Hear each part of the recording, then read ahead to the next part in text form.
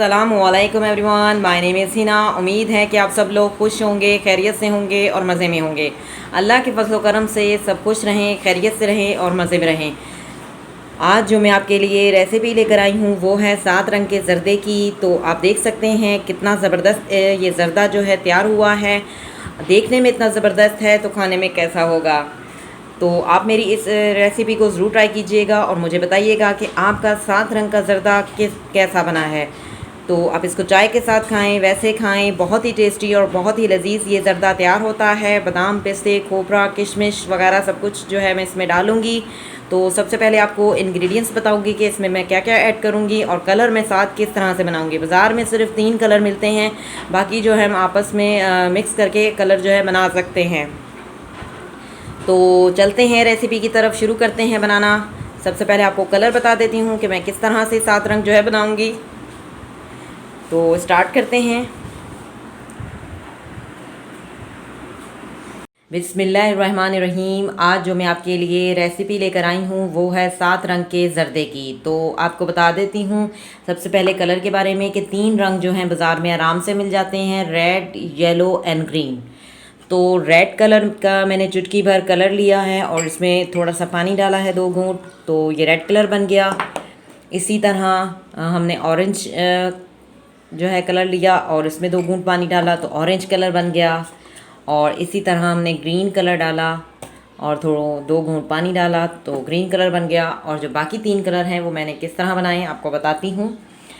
Red के अंदर yellow मिलाया तो मैरून बन गया, और येलो के अंदर ग्रीन मिलाया तो डार्क ग्रीन हो गया, और रेड के अंदर ग्रीन मिला लिया तो ब्राउन कलर आ गया। तो ये देखने में आपको ब्लैक लग रहा है लेकिन ये ब्लैक नहीं है, ये ब्राउन है जिसे हम नस्वारी कलर कहते हैं।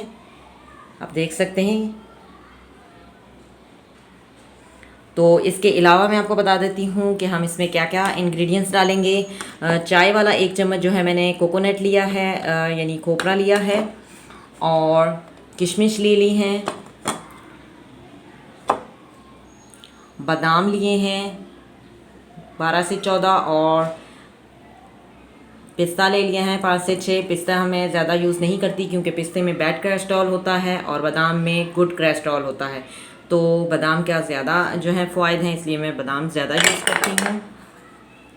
इसके अलावा हम देसी घी लेंगे 1 टेबल स्पून, मैंने ये वाला स्पून जो है लिया है। और ग्रीन कार्डमम ली हैं, छोटी हैं तो मैंने 4 ले ली हैं। अगर आपके पास थोड़ी बड़ी हो तो आप 2 भी ले सकते हैं।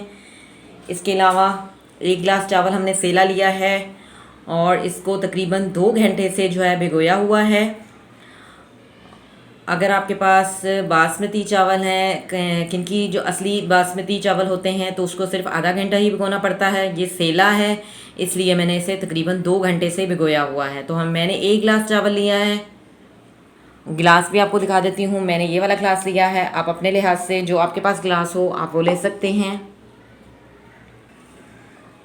जी। इसके अलावा आधा गिलास जो है चीनी ली है। आपके पास जो गिलास चावल का होगा उसका ही वही गिलास का आप नाप जो है आधा गिलास चीनी लेंगे।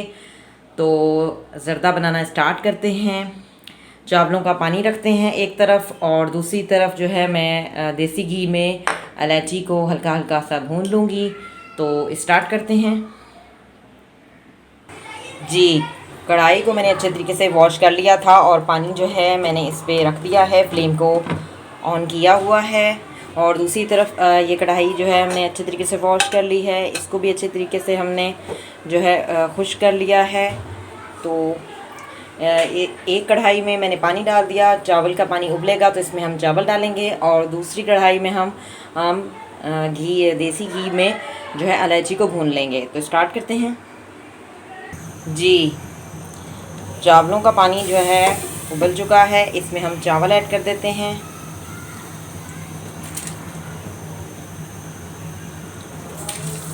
चावल जो है 2 घंटे कम से कम जो है भिगोना चाहिए अगर सेला है। अगर सेला नहीं है, बासमती है, तो फिर आधा घंटा ही बहुत होता है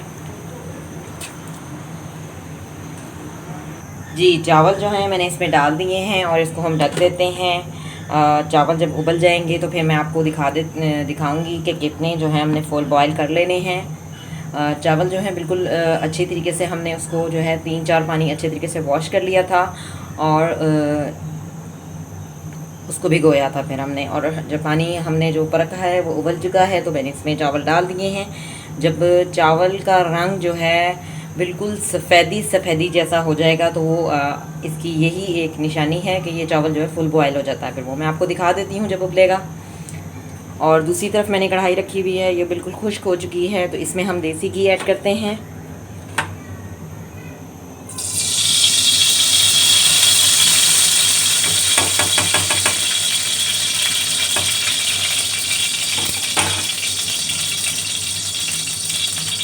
और देसी घी के साथ हम जो है इसमें छोटी इलायची को इसमें भूनेंगे हल्का सा।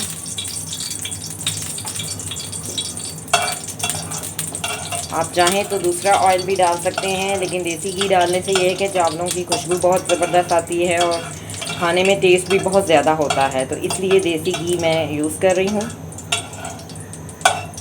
इलायची को हम इसमें थोड़ा सा घी से भून लेंगे जब तक हमारे चावल जो हैं तैयार हो रहे हैं।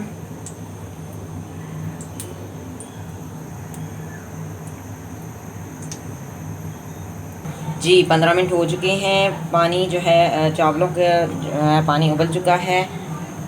मैं आपको दिखा देती हूँ। ये इसकी निशानी यही होती है कि चावल जो है फुल बॉयल हो जाता है, ये इसका कलर सफ़ेद हो जाता है और बहुत लंबे लंबे हो जाते हैं। आप देख सकते हैं कितना सफ़ेद कलर है और कितने लंबे लंबे हो गए हैं। चावल जो है फुल बॉयल हो चुका है। अब मैं चावलों को निकाल लेती हूँ। जी इस छन्ने की मदद से जो है मैंने चावल सारे निकाल लिए हैं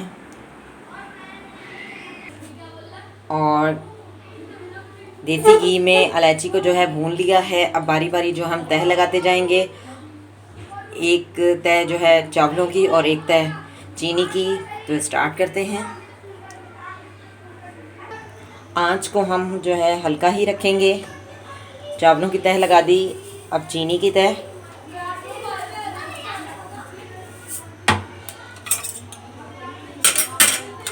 इसके बाद किशमिश, खोपरा,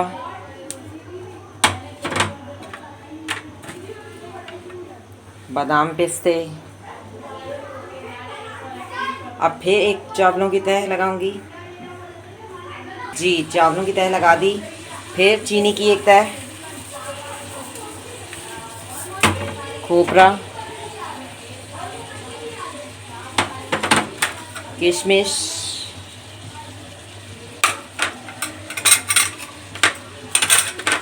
बादाम और पिस्ते,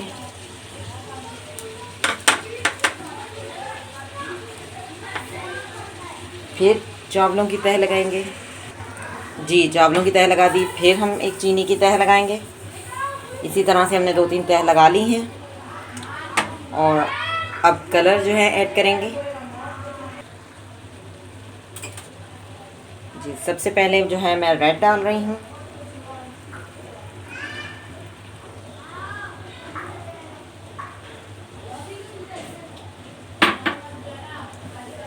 रेड के बाद ऑरेंज,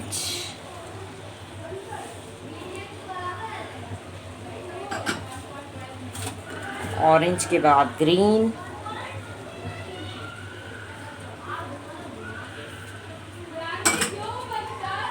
ग्रीन के बाद मैरून,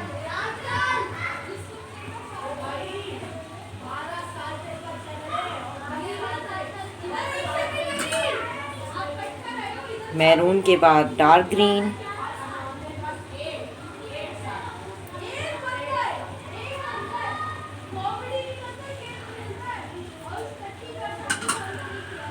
डार्क ग्रीन के बाद ब्राउन,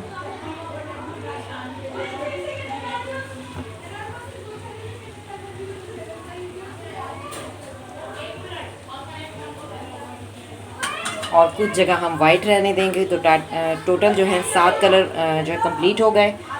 और आखिर में हम केवड़ा एसेंस डालेंगे 1-2 कतरे और इसको हम दम पे रख देंगे। आंच हम हल्की ही रखेंगे और चीनी को जो है चावलों में डिज़ोल्व होने देंगे।